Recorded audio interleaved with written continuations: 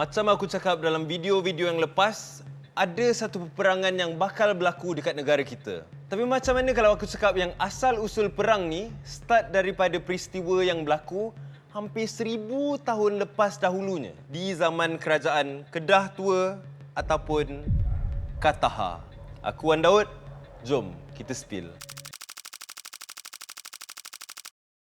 Okey, aku nak remind balik kat korang apa yang berlaku dekat kubur atuk aku, Wan Daim. Teori aku simple je. Diorang ni rompak kubur atuk aku sebab diorang nakkan something. Sebab atuk aku dah lama dah pegang kitab ni. Dan diorang ni obses sangat dengan isi kandungan dalam kitab ni. Dari nota atuk aku ni, jelas kitab ni ada ramalan tentang perang yang bakal berlaku tak lama lagi.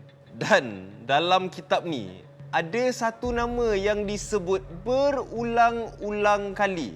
Siapa dia?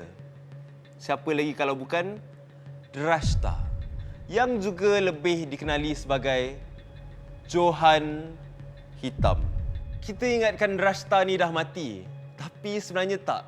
Kesedaran dia, energi dia masih hidup dan berkeliaran, dan mengikut kitab Kataha ni, Drashta ni disembah oleh pengikut-pengikut dia sampailah hari ni.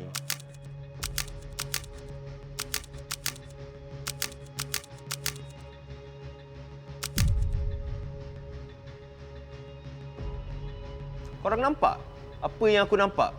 Next episode ni, aku akan spillkan pasal tangan gaib. Wan Daud, logging out.